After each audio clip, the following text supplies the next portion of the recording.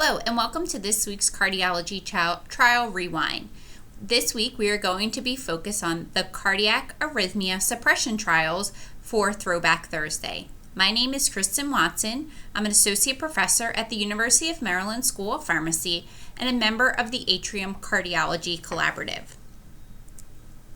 The first trial that we are going to review is the CAST trial, which was published in the New England Journal of Medicine in 1991.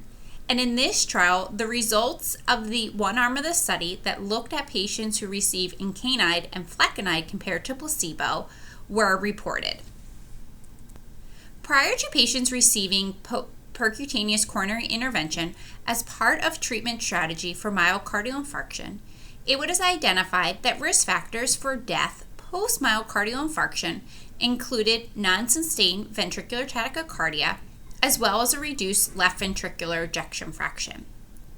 Because of this risk factor of ventricular tachycardia and associated risk of death, the cardiac arrhythmia pilot study, or the CAPS study, was conducted.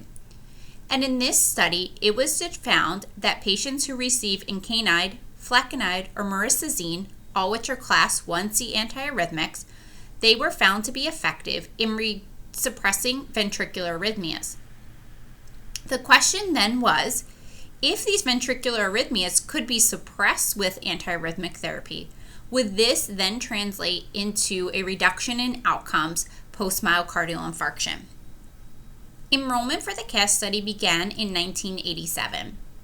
With the beginning of enrollment, patients were randomized to either incanide, flecainide, maristazine, or placebo.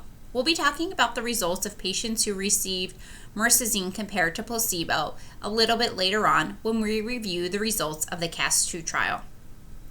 The arms, which included incanide and flecainide, were discontinued in 1989, and this was because the use of these two antiarrhythmics was not being shown to have any benefit in patients included in the trial and potential for the risk of harm. Patients who were included in the CAST trial included patients who were 6 to 2 years post-myocardial infarction, patients had 6 or more ventricular premature depolarizations per hour. These arrhythmias were determined through the use of ambulatory electrocardiogram monitoring, and patients had to have a reduced left ventricular ejection fraction. So the ejection fraction needed to be less than 55% within 90 days of their myocardial infarction. For patients who suffered the myocardial infarction 90 days or more ago, their ejection fraction needed to be less than 40%.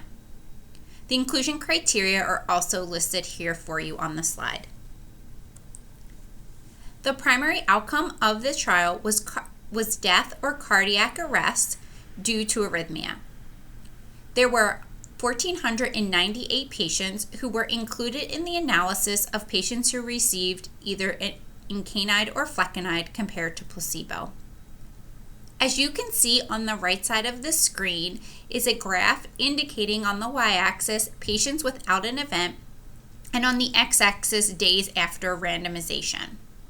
And this graph reports the probabilities of freedom from death or cardiac arrest due to arrhythmia in those patients. And you can see the event rate was significantly higher in those patients randomized to antiarrhythmic therapy. The relative risk of death or cardiac arrest due to arrhythmias was increased 2.64 in patients who received antiarrhythmic therapy. There was also an increased relative risk of all-cause death or cardiac arrest among those patients who received antiarrhythmic therapy. The CAST investigators also reported the results of the use of maristazine in the same patient population and its effects on survival after myocardial infarction. Here are presented the results of the CAST-2 trial, which again looks specifically at patients who received maristazine therapy compared to placebo. This portion of the trial was terminated early because there was an increased risk of death within the first 14 days of patients receiving maristazine therapy compared to placebo.